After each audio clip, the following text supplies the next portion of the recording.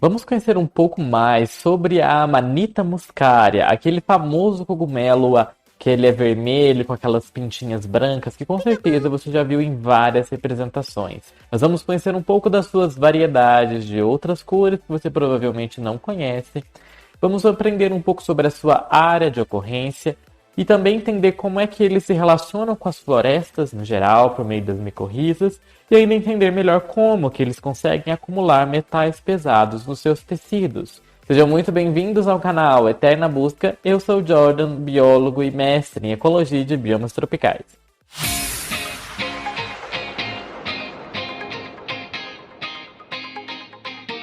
Este é o primeiro vídeo de uma série de vídeos no qual nós iremos explorar as características e particularidades do fungo Amanita muscaria. E nesse vídeo de agora, nós vamos iniciar pelas suas características físicas. Graças ao seu peculiar boné vermelho, com essas manchas brancas que ela tem bastante características, a Amanita muscaria, o nome dessa espécie de cogumelo, ele acabou tornando o cogumelo mais icônico da cultura popular moderna. De fato, mergulhado em uma tigela de leite, como se fosse tipo uma sopa, ele foi usado para pegar moscas nas casas por séculos na Europa. E por isso seu nome, que é mosca agárica, ou cogumelo agárico, devido à sua capacidade de atrair e intoxicar moscas. Embora considerado venenoso quando ingerido fresco, este cogumelo ele tem sido consumido por muitos lugares diferentes, da Itália até o México. Muitas receitas tradicionais envolvem ferver o cogumelo, e a água que contém a maioria dos compostos tóxicos solúveis seria então descartada, para que então o cogumelo pudesse ser comido. Porém, sobre essa ideia, no futuro, no nosso próximo vídeo, nós vamos falar mais detalhes sobre isso, em que nós vamos falar de que esse cozimento não retira a toxicidade do cogumelo, mas acreditava-se nisso. No Japão, o cogumelo ele é seco, encharcado em salmoura por 12 semanas e enxaguado em sucessivas lavagens antes de ser comido. O fascínio emanado deste cogumelo ele não é recente ou limitado a propósitos culinários. O seu consumo pelos humanos remonta a milhares de anos, moldando crenças religiosas e espirituais, notadamente nas sociedades neolíticas da Sibéria. O apelo simbólico exercido por esse cogumelo, o agárico das moscas, ele faz parte da imaginação coletiva e é encontrado em inúmeras representações, mitos e lendas, que nós vamos falar em mais detalhes no nosso terceiro vídeo dessa série. E tudo isso está muito relacionado a uma das propriedades e características desse cogumelo, que é as suas potentes propriedades alucinógenas. Que inclusive dessas potentes propriedades alucinógenas nós vamos falar em mais detalhes no segundo vídeo dessa série. Por isso, se você não é inscrito, já se inscreve aqui. Alguns exemplos interessantes da cultura pop envolvendo esse cogumelo, nós podemos citar As Aventuras de Alice no País das Maravilhas, de Lewis Carroll. Vale ressaltar que um dos principais efeitos da Amanita muscaria é distorcer a percepção dos objetos em quem ingere esse cogumelo, seja para que eles pareçam maiores ou que eles pareçam menores, que está muito associado com a imagem, com essa viagem que a Alice está fazendo, né? Como se ela estivesse ingerido uma Amanita muscaria, para além de que tem muitos cogumelos na própria história.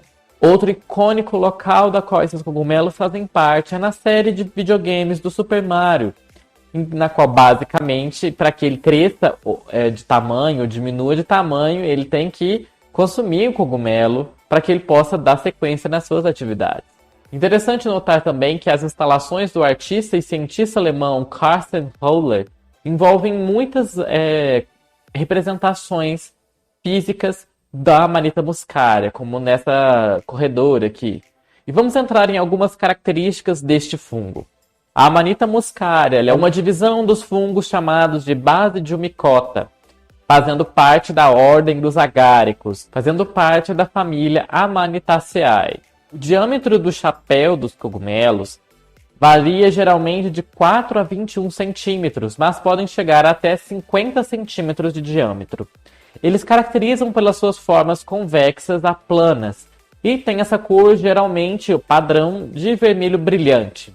No entanto, existem algumas variedades na sua forma que podem ser bem diferentes desse padrão que nós conhecemos, especialmente em relação à cor do seu chapéu. Uma dessas variedades é a Amanita muscaria, variedade Guessoui, que é desse amarelo bem bonitinho. A outra variedade é a Amanita muscaria, variedade Flavivulvata, que ela tem um tom meio alaranjado. Enquanto que a Amanita muscaria, variedade Inzengai, ela é laranja com essas verrugas amarelas. Já a Amanita muscaria, variedade Alba, ela é totalmente branca, que poderia até ser confundida com outras espécies de cogumelos que também são brancos, né? Mas não é muito claro ainda se essa variedade Alba ela é uma variedade por si só ou uma subvariedade do tipo Flavivulvata. Os basidiósporos são essas estruturas de reprodução do fungo, que nós chamamos de reprodução frutífera, que está aqui esquematizado. Lá no corpo do fungo, que é essa estrutura que a gente chama de frutificação, que é o que a gente vê acima do solo, lá no chapéu, digamos assim, tem essas estruturas que são os basídios, que estão aqui esquematizados. Ali, nesses basídios, estão os esporos, que vão ser produzidos e liberados geralmente nas épocas de chuva. A Amanita muscaria, ela é um tipo de fungo que nós chamamos de ectomicorrízico. E ele geralmente é associado a árvores do tipo Angiosperm, como as bétulas, as castanhas, os cistos e também coníferas como abetos e pinos. E lembram que nós já falamos aqui no vídeo, aqui no canal, sobre as micorrizas? As micorrizas são uma associação fúngica que ocorre entre as raízes das plantas e os fungos. E elas têm vários tipos de micorrizas, e a ectomicorriza é uma delas. E nós falamos aqui no canal sobre uma outra, que é, no caso, a das orquídeas. E nós vamos falar um pouquinho melhor das micorrizas daqui para frente. Dada essa associação que o fungo tem que ter para poder sobreviver, associado às raízes das árvores, atualmente é considerado impossível cultivar a Amanita muscaria nesse formato que parece fora do solo, em que forma essa estrutura fúngica, em que tem os basidiósporos, os basidiocarpos, que vão formar os esporos, que é o chapéuzinho que a gente vê. Não é possível cultivar dessa forma em laboratório.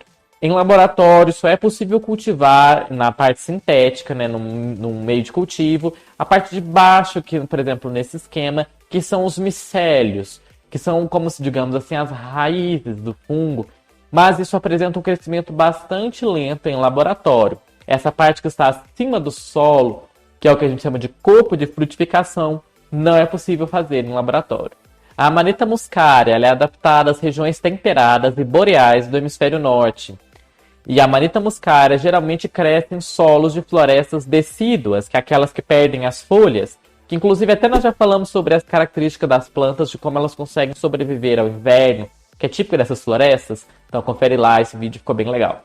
E também ocorrem muito associados às coníferas. Nesse tipo de condição que nós estamos descrevendo, dessas florestas de coníferas, as taxas de mineralização do nitrogênio, dessas folhas que ficam caídas ali na superfície do solo, que formam a serrapilheira, as taxas em que elas são degradadas pelas bactérias é baixo.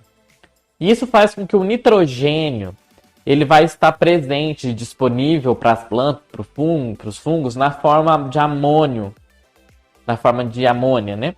O que torna difícil para as plantas absorver esse nitrogênio direto do solo, porque elas não conseguem quebrar essa amônia. Já a Amanita muscaria, ela já possui um gene que permite fazer com que ela capte, que ela puxe mais fácil a amônia, que está em alta concentração no solo. Então ela tem um gene que deixa ela muito com uma afinidade grande, que faz ela puxar fácil esse nitrogênio. Então, por meio da simbiose micorrízica que ocorre entre as raízes das plantas e os fungos, existe a troca de nitrogênio que o fungo é capaz de pegar do meio ambiente para a planta, em troca de aporte de alguns nutrientes que as plantas vão dar para o fungo. Outros tipos de minérios que ele possa precisar, e principalmente glicose, que é uma das principais coisas que a planta vai dar nessa troca. Isso torna essa relação fundamental para a manutenção da floresta, porque assim como as árvores mantêm os fungos mantêm as árvores. porque eles também expandem as áreas de absorção das raízes, porque eles se conectam na raiz e eles têm essas hifas fúngicas que vão se espalhar para uma área bem mais longa, como nesse esquema em que tem as raízes das árvores e esse tom de meio esverdeado é os prolongamentos que as hifas fúngicas fazem e permitem que a árvore expanda mais as áreas na qual ela consegue se conectar. E, além disso, que nós já falamos daqui sobre a internet das árvores, que é feita por meio dessa relação entre os fungos, que é a comunicação entre as árvores e a influência que elas têm umas nas outras em crescimento, em formação, antipredação. Estará tudo linkado nesse vídeo, que é muito legal esse tema, não perde lá, se você ainda não viu. Estudos filogenéticos indicam a existência de 3 grandes grupos geográficos para a ocorrência da Amanita muscaria. E eles são o grupo eurasiano, eurasiano alpino e o norte-americano. E eles evoluíram de uma população ancestral de Amanita muscaria localizada nos solos da região siberiana beringiana, próxima à área em que ocorreria que conectava a Eurásia e a América durante o período do Neogeno, que ocorreu há cerca de 23 milhões de anos atrás. O cogumelo ele também foi relatado como ocorrendo no hemisfério sul. Porém, aqui no hemisfério sul, na nossa região, ele foi introduzido como uma consequência acidental de fazer implantações de coníferas para que eles para que se tentasse reintroduzir árvores em áreas degradadas. E esse tipo de introdução aconteceu principalmente no Chile, África do Sul, Nova Zelândia e Austrália. Lembrando que esse fungo está associado às raízes das árvores das coníferas. E na Colômbia, por exemplo, eles foram introduzidos por meio do plantio de árvores não nativas para tentar mitigar o desmatamento. E isso acabou também fazendo com que esse fungo novo que entrou no ambiente fizesse associações micorrízicas com as árvores nativas. Mas, no futuro, nós vamos falar um pouco mais sobre as micorrízas e nós vamos dizer como elas também são preditoras da qualidade ambiental, que algumas espécies de plantas, principalmente as orquídeas, por exemplo, elas são muito dependentes de fungos específicos para conseguirem fazer micorriza.